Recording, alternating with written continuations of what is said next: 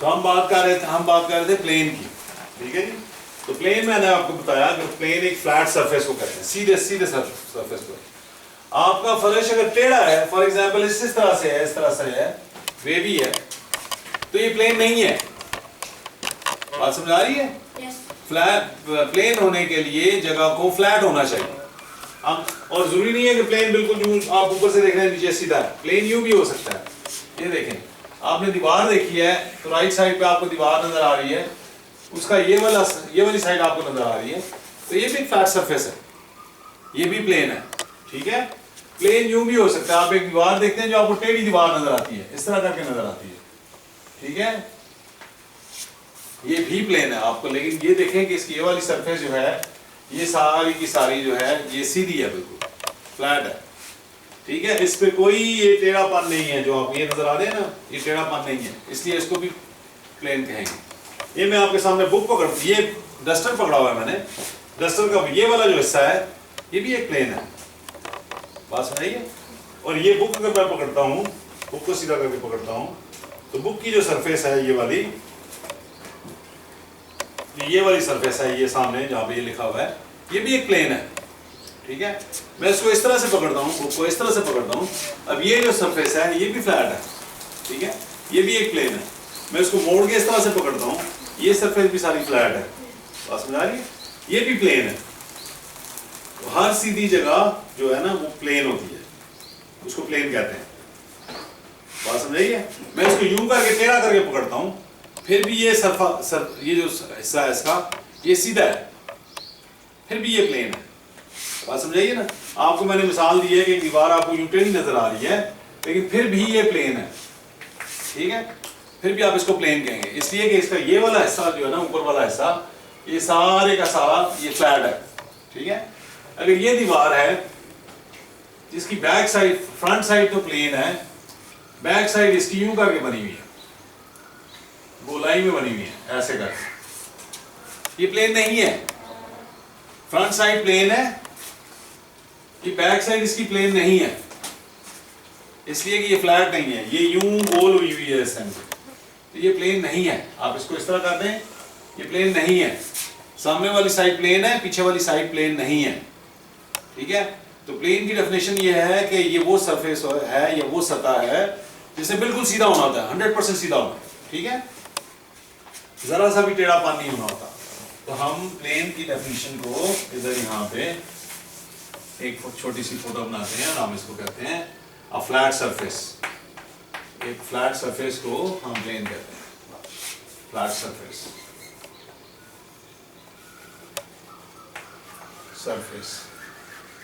हम एक flat surface यूं करके बना देते हैं, ये आपके पास प्लेन है, ये है फ्लैट, इसकी सतह जो है फ्लैट है, सामने वाला हिस्सा आपका फ्लैट है, इसलिए ये एक प्लेन है, ठीक है।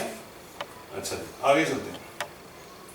उसके बाद एक कॉन्सेप्ट है नॉन कोलिनियर रेज, नॉन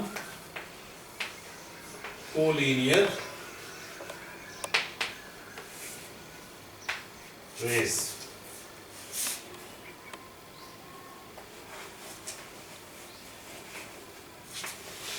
आपको रे में बता चुका हूं क्या है, ठीक है। रे एक लाइन होती है जो एक पॉइंट से शुरू होती है और यूं करके चली जाती है, जिसका एक एंड पॉइंट होता है ए और दूसरा एंड पॉइंट नहीं होता, बात समझ आ गई। तो नॉन कोलिनियर रेज वो होती हैं जो एक ही लाइन पे ना पड़ी हो, बात समझ आ रही है। मिसाल के तौर पे ये मेरे पास है रे ए बी, ठीक है, और ये मेरे पास रे है सी, सी डी, ये मैंने दूसरी रे ड्रॉ की, ये ऊपर से जा रही है सी डी, ये सी है और ये डी की तरफ जा रही है, ठीक है।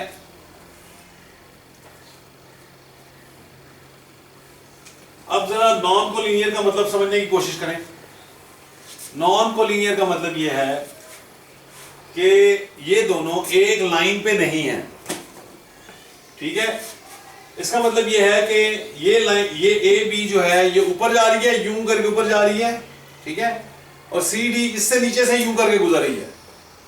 जब आप यहां से देखते हैं उसको तो आपको लगता है कि ये दोनों आपस में इंटरसेक्ट कर रही हैं। ये दोनों आपस में इंटरसेक्ट नहीं कर रहे। इंटरसेक्ट का मतलब होता है एक पॉइंट पे काटना एक दूसरे को, ठीक है। मैं जब इन रेस को थोड़ा सा घुमा के दिखाता हूं, आपको घुमा के दिखाता हूं, तो ये इस तरह है। ए डी जो है, ये A D sorry C D जो है ये इधर जा रही है, ये इधर जा रही है, और ए बी जो है इसके ऊपर से यूं करके गुजर रही है, यूं करके ऊपर से गुजर रही है। दोनों एक दूसरे को टच करके नहीं गुजरी। बात समझ आ रही है? तो इनको कहते हैं नॉन कोलिनियर रेस। पहली बात तो ये रे है, ए से शुरू हो रही है, बी की तरफ जा रही है, बी की तरफ हमें नहीं पता, ठीक है ना, बी बहुत दूर है, सी से शुरू हो रही है, डी की तरफ जा रही है, ठीक है। अब आप ये देखें कि ये रे ए है, ए बी है, ठीक है, ये रे सी डी है, ये सी डी है, या मेरे बाजू से यहां से शुरू हो रही है, नीचे से जा रही है। आपको इन दोनों में फासला नजर आ रहा है? नजर आ रहा है ना? तीर का निशान मेरा हाथ है, मेरा हाथ का निशान उस तरफ जा रहा है, इसके तीर का निशान ए बी का निशान इस तरफ है, ठीक है। ये दोनों रेज हैं, ठीक है, नॉन कोलिनियर रेज है, यानी कि एक लाइन के ऊपर से नहीं गुजरी। ये दोनों अलग अलग रेज हैं जो ऊपर नीचे से गुजरी हैं, इसलिए इनको नॉन कोलिनियर कहते हैं। बात समझाइए? सेम लाइन पे नहीं है। जो ही इसको मैं यूं करके दिखाता हूं, अभी ऐसे दिखा रहा हूं आपको, ठीक है। अब आपको नजर आ रही है ऊपर ऊपर नीचे से गुजरती हुई। अब आपको ऐसे नहीं लग रहा कि ये दोनों इकट्ठी गुजर रही हैं, टच कर रही हैं? नजर आ रहा है ना? ये टच नहीं कर रही। ये मैं हाथ अब यूं आहिस्ता आहिस्ता आहिस्ता आहिस्ता आहिस्ता ऊपर लाता हूं, अब देखें ये टच कर रही है। बात समझ आई है? ये नीचे वाली रे ए बी है, ऊपर वाली रे जो है सी डी है। यूं करके देखता हूं मैं, आप सामने से देखते हैं तो आपको लगता है टच कर रही है।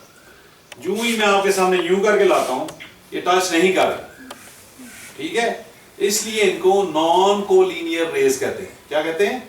Non collinear rays. शाबाश। तो ये फोटो बना लें इसकी, आगे चलो। Non collinear rays, next concept है।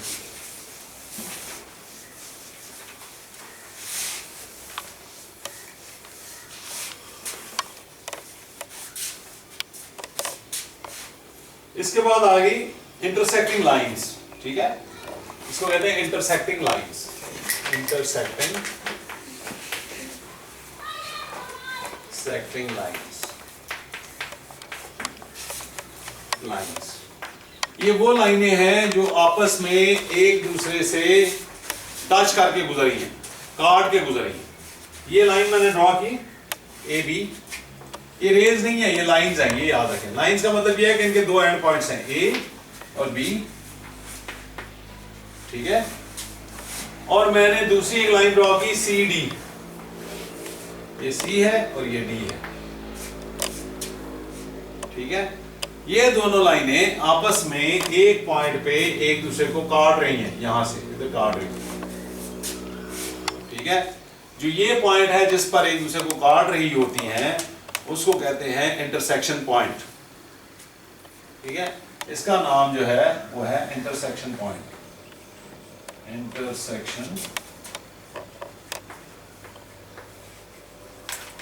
पॉइंट यानी कि वो नुक्ता जिस पे ये दोनों लाइनें आपस में एक दूसरे को काट रही हैं, इंटरसेक्शन पॉइंट, ठीक हो गया जी। तो लाइनें कौन सी हैं? एक लाइन ए बी है, दूसरी लाइन सी डी है। दोनों लाइनें अब ये ऊपर नीचे से नहीं गुजरी। ये लाइनें जब मैं अपने बाजू ऐसे ही खड़े करता हूं, जैसे मैंने नॉन लीनियर के लिए, नॉन कोलिनियर के लिए किया था, तो ये मेरा बाजू है, ये लाइन है ए बी, ठीक है। अब सी डी लाइन जो है ना, मैं यहां तक ड्रॉ करता हूं, मेरे हाथ के बाजू के अंदर से गुजरेगी। नजर आ रही है आपको? मेरे बाजू के अंदर से इधर से गुजरेगी, बाजू के अंदर से गुजरेगी। और ये ऊपर वाली लाइन और नीचे वाला जो मेरा बाजू है, ये एक दूसरे को टच कर रहे होंगे। मैं आपको थोड़ा सा और सिंपल कर देता हूं। ये देखें, ये मैं लाइन ड्रॉ करता हूं ए बी, मैं थोड़ी सी जगह खाली छोड़ देता हूं। ये ए पॉइंट हुआ, ये पॉइंट बी हुआ, और मैंने लाइन ड्रॉ की सी डी, यहां से सी शुरू हुआ और इधर गया, तो मैंने दो लाइनें ड्रॉ कर दी, ए बी और सी डी, ठीक है। तो इंटरसेक्शन का मतलब ये है कि ये नुक्ता जो है इसमें आते आते ये वाली जो लाइन है सी वाली यहां पे इसके अंदर से गुजरेगी, बात समझ आ रही है, और इसके इधर से गुजर के डी की तरफ जाएगी, इसके अंदर से गुजर के डी की तरफ जाएगी। इसी तरह ए बी जो है वो सी वाली लाइन सी डी लाइन के अंदर से गुजर के बी की तरफ जाएगी, बात समझ आ गई। इसलिए इनको कहते हैं इंटरसेक्टिंग लाइन। ये जो पॉइंट है ये वाला नुक्ता जो है इस पॉइंट पे ये एक दूसरे के अंदर से घुस के ना गुजर रही है, इसलिए इसको कहते हैं इंटरसेक्टिंग लाइन। क्या कहते हैं? इंटरसेक्टिंग लाइन, ठीक है। और जो पॉइंट जिसपे ये टच करती हैं एक दूसरे को उसको कहते हैं पॉइंट ऑफ इंटरसेक्शन या इंटरसेक्शन पॉइंट। समझ आ गया? आगे चलते हैं, इसको बताते हैं, आगे चलते हैं।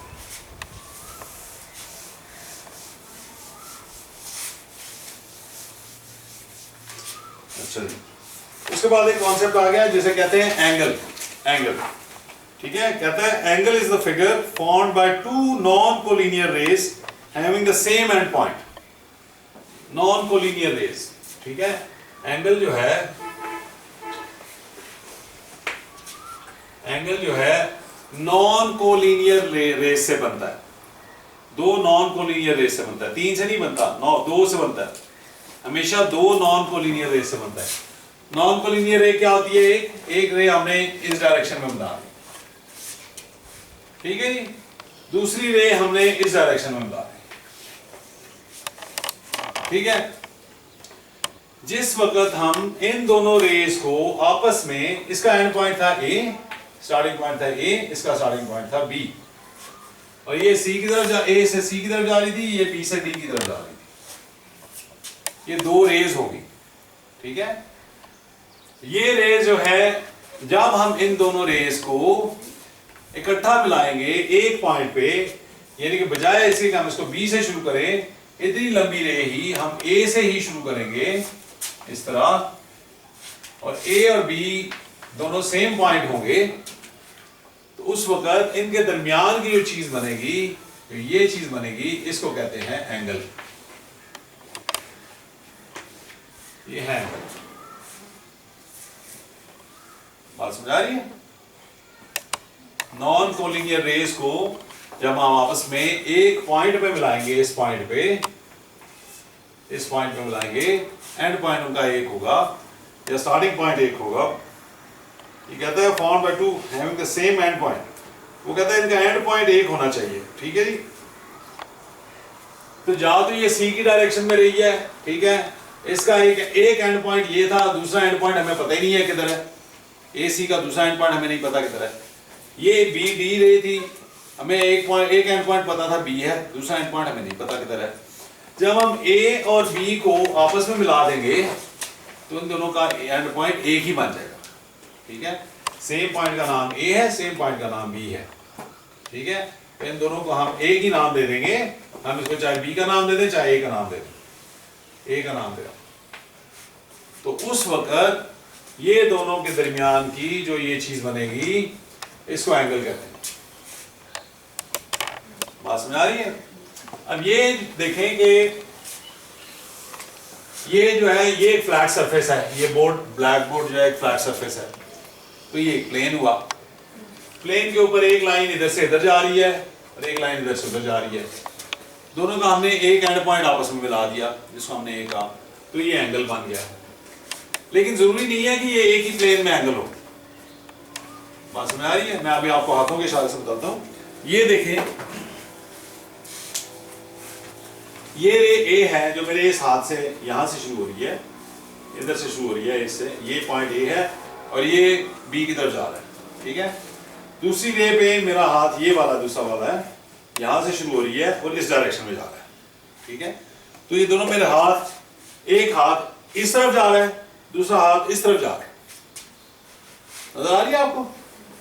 मेरा एक हाथ इस तरफ जा रहा है और दूसरा हाथ मेरा उस तरफ जा रहा है।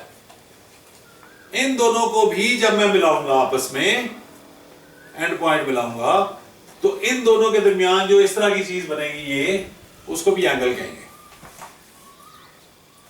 बात समझ आ रही है? जरूरी नहीं है ये फ्लैट सरफेस पे हो, एक लाइन यहां से आसमान की तरफ जा रही है, दूसरी लाइन यहां से जमीन की तरफ उस तरफ जा रही है, ठीक है।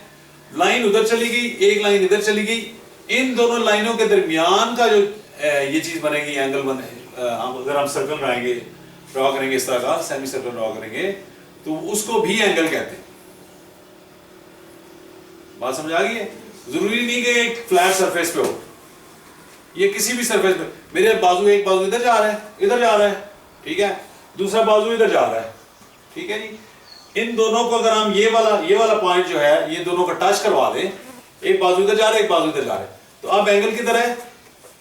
इस ऊपर वाले हाथ से शुरू होके नीचे वाले हाथ की तरफ यूं करके जो चीज बन रही है वो एंगल है।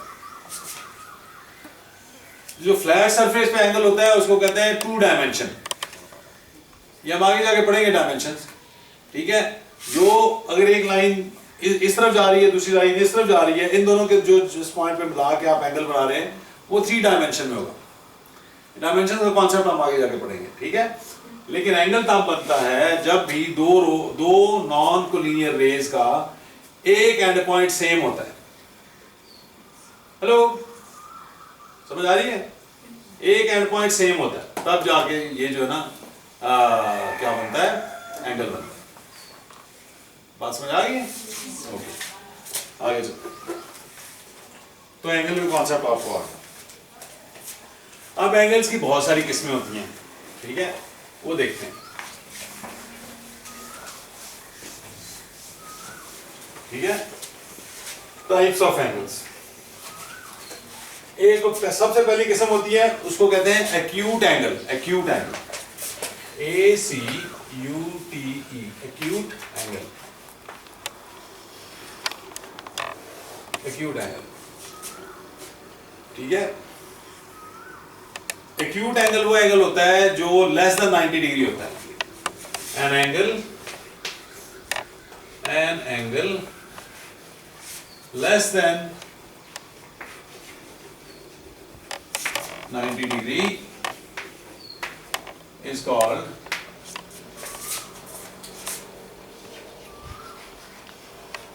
acute angle, ACUTE angle। ये तो होगी इसकी डेफिनेशन, ठीक है जी।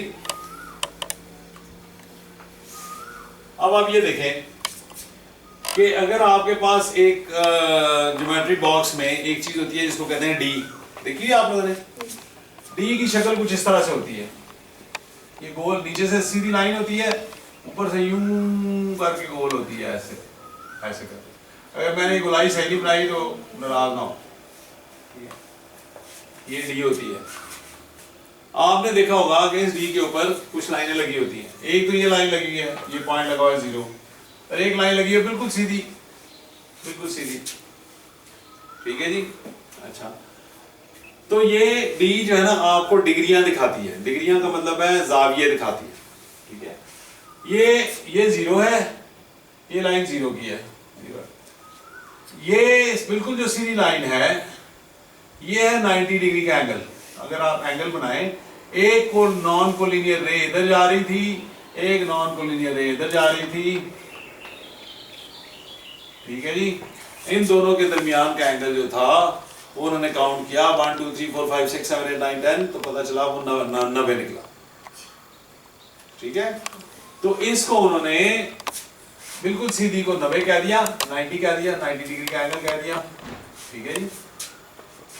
जब ये 90 है तो ये इधर ये बिल्कुल सीधा है और ये बिल्कुल सीधा है, आपस में एक दूसरे से परपेंडिकुलर है, तो इसको उससे 180 कह दिया। 90 में 90 जमा हुए तो 180 कह दिया।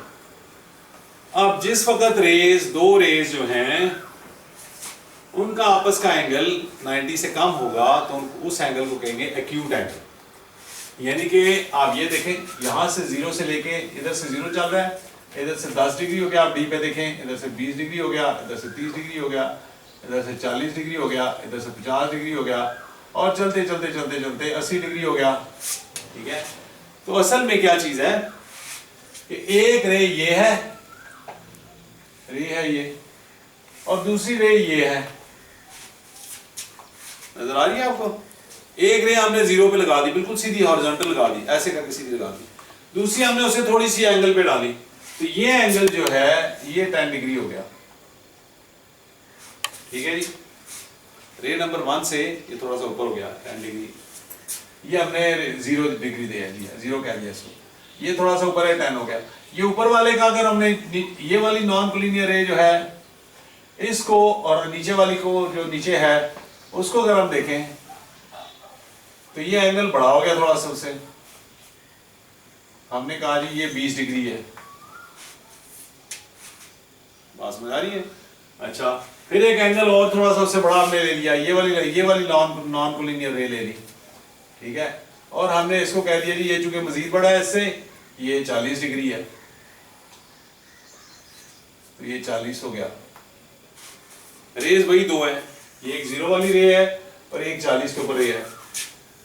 एंगल कौन सा है? ये दोनों का एंड पॉइंट सेम है, ये वाला एंड पॉइंट है इनका, ये देखें इस तरह से एंड पॉइंट है, एक बिल्कुल सीधी है, एक इधर जा रही है, ये एंड पॉइंट है, तो ये एंगल जो है ये 40 डिग्री का हो गया।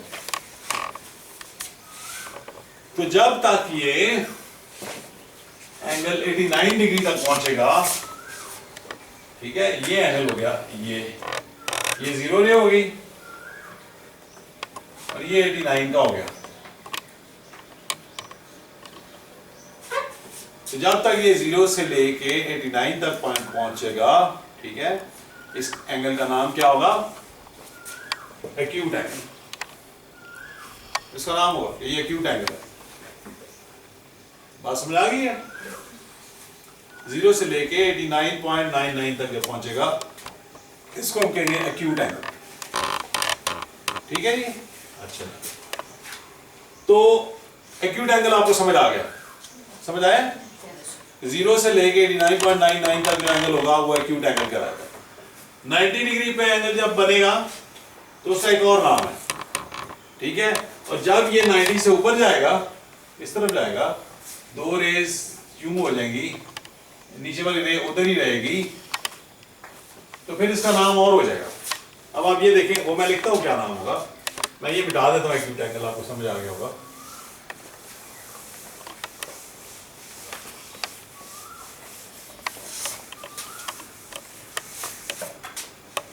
ये भी मिटा देता हूं मैं इधर से, क्योंकि एक्यूट एंगल मैं आपको समझा चुका हूं, या फिलहाल लिखा रहने देते हैं, इसी में से आपको एक्यूट और दूसरा होता है। दूसरा एंगल जो है उसको कहते हैं obtuse angle, OBTUSE, obtuse angle.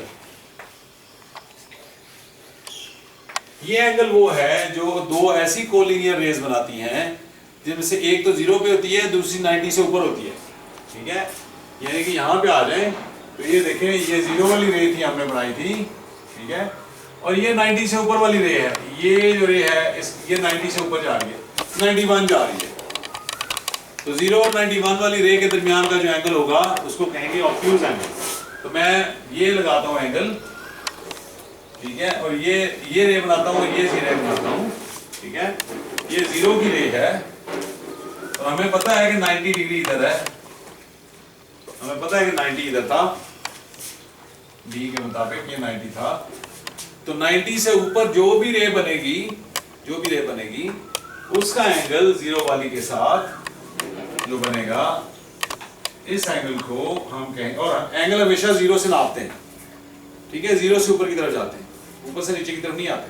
ये अगर 90 है तो 0 से लेके 90 है, ये देखें हमने 0 से नापा, ये 90 हो गया, दूसरे वाला हमने 0 से नापा तो ये 110 हो गया।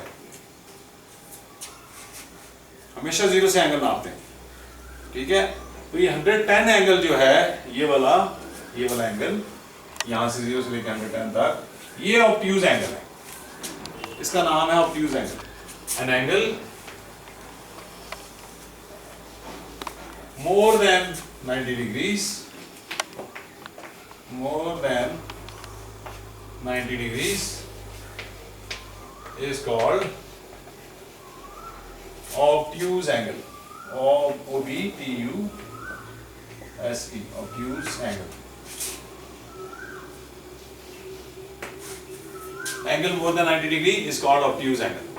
बात समझ आ गई? ऑब्ट्यूज क्या होता है और एक्यूट क्या होता है? एक्यूट जो है ये देखें 0 से 90 डिग्री के दरमियान जो एंगल है ये एक्यूट होगा। 90 से ऊपर जब रे जाएगी नॉन कोलिनियर और एंड पॉइंट सेम है ये वाला, तो उस एंगल को हम कहेंगे ऑब्ट्यूज एंगल। चाहे ये यहां तक आ जाए 180 डिग्री पे आ जाए, ये फिर भी 179.9 तक आ जाए, ठीक है, इसको कहेंगे ऑब्ट्यूज एंगल। 0 से 90 तक का जो एंगल होगा 90 से कम उसको एक्यूट एंगल कहेंगे, 90 से ऊपर 180 डिग्री तक जो भी एंगल होगा उसको ऑब्ट्यूज एंगल कहेंगे। क्या कहेंगे? Obtuse angle. शाबाश। एंगल का निशान होता है ये एंगल का निशान होता है। कहीं पे भी आपने दिखाना है तो ये निशान जो है ना एंगल का निशान होता है। आप पहली रे पे लिखते हैं, ये जो है जो जिस पॉइंट पे इंटरसेक्ट कर रहे होते हैं उसको लिखते हैं ओ। ओ होता है दोनों रेस की इंटरसेक्शन पॉइंट। आपने एक रे को नाम दे दिया ए और दूसरी रे को नाम दे दिया बी। एक रे होगी ओ ए, दूसरी रे होगी ओ बी। तो आप हमेशा इसको एंगल गिनेंगे, 0 वाले से शुरू करेंगे और दूसरे वाले की तरफ जाएंगे। तो आप कहेंगे, इसको पढ़ेंगे ऐसे, एंगल ए ओ बी।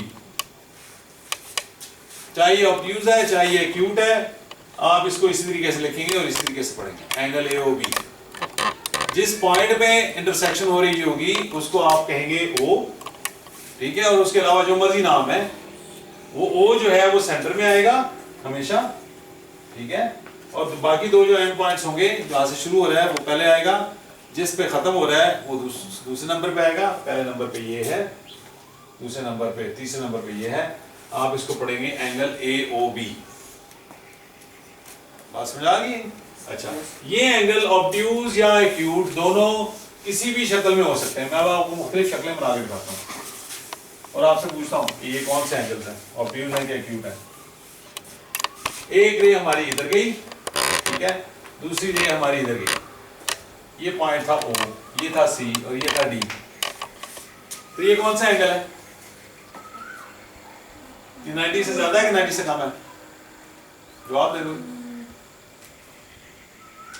ये एंगल 90 से कम होगा कि ज्यादा होगा? हैं? 90 से कम होगा। तो इसको क्या बोलेंगे एंगल को? एक्यूट एंगल बोलेंगे, ठीक है। अच्छा, फिर ये एंगल बनाया मैंने, ये रे इधर गई, ये रे इधर गई। अब बताएं, ये ए है, ये ओ है और ये बी है। ये कौन सा एंगल है? ये 90 से कम है कि ज्यादा है? एक्यूट है। क्यों? क्योंकि 90 से कम है। क्योंकि ये 90 से कम है। शाबाश। फिर हमने ये लाइन लगाई, ठीक है, फिर एक लाइन हमने ये लगाई। अब बताएं, ये ए है, ये ओ है, ये बी है। ये 90 से ज्यादा है, इसको क्या कहेंगे हम? समझ आ गई? That's it. आपको ये पहचान होनी चाहिए कि 90 जो है बिल्कुल सीधा है, ठीक है, ये रे जो है 90 की बिल्कुल सीधी है, ये 90 डिग्री का एंगल है। इसका अपना एक नाम है, वो उस पर नाम पे जाएंगे अभी आगे चल, ठीक है। 90 से जो बड़ा एंगल है, जब यहाँ से पहले से लाइन शुरू करें, 90 से बड़े पे गए तो ये ऑब्ट्यूज एंगल हो गया, और 90 से छोटे पे गए तो एक्यूट एंगल हो गया, ठीक है। लिखते कैसे हैं? एंगल ए ओ बी, ठीक है। यहाँ पे क्या लिखेंगे? Angle C O D. एक साइड से शुरू करेंगे, पहली रे से शुरू करेंगे, दूसरी की तरफ जाएंगे, ठीक है, सी ओ डी। तो चाहे एक्यूट हो चाहे ऑब्ट्यूज हो, लिखते उसको सेम तरीके से। अच्छा जी, तो हमने टाइप्स ऑफ एंगल्स पढ़ लिए, ऑब्ट्यूज भी पढ़ लिया, एक्यूट भी पढ़ लिया। अच्छा जी, फिर जो है जो ये वाला एंगल था, आपको याद है हम 90 की बात करते हैं, हम बात की, हमने कहा कि हम बाद में बात करते हैं 90 की। तो ये है ए, ये है ओ और ये है बी, और यहाँ पे एंगल जो है ये 90 डिग्री है, ठीक है। इस एंगल को कहते हैं right angle, right angle, RIGHT, right angle. It is an angle of 90 degree, ठीक है, is an angle equal to 90 degree। इसकी डेफिनेशन ये है, angle which is which is of 90 degree। ठीक होगी 90 डिग्री, दैट्स इट। ठीक है जी, आगे चलते हैं। फिर हमने ये कहा था कि एंगल जो है एक्यूट वो होता है जो 90 से कम होता है, और